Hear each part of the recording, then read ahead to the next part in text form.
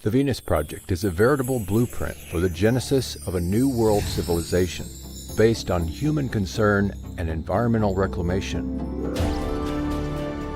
It proposes a holistic social design in which automation and technology would be intelligently integrated to maximize the quality of life rather than simply profits. Undesirable behaviors are products of long exposure to detrimental environments. If we wish to surpass the limitations of our present-day society, such as war, hunger, poverty, and bigotry, we need to make changes and arrange society very differently. Most of our problems today are technical, but we still look for solutions through political means in a monetary system. We have the resources. Money is an interference because it limits our ability and it limits our dreams. Modern society has access to highly advanced technologies and can make available food, clothing, housing, medical care, a relevant educational system, and at the same time develop a limitless supply of renewable, clean energy such as geothermal, tidal, solar, wind, and more. The solutions lie in the intelligent and humane application of science and technology and more appropriate resource management in order to supply goods and services to everyone equitably, enabling the entire global population a very high standard of living.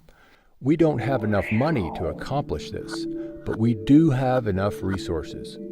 If we initiate what Jacques Fresco calls a resource-based economy, this is where all goods and services are available to everyone without money, credit, barter, or servitude of any kind.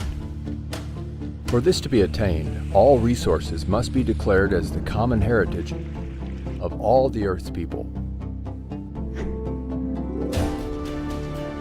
Imagine the possibilities of an unprecedented mobilization of scientific and technical alliances toward problem solving without the interference of money or politics to initiate global unification and restoration. The Venus Project would start with a systems approach to city design using highly effective construction methods, emphasizing the conservation of resources. The first city would be a huge research center, making automated systems for the next city. It would be a place where we would disseminate information as to what sustainability really means for the future. The aim of the city is to constantly maximize existing and future technologies with the sole purpose of enhancing all human life and protecting the environment.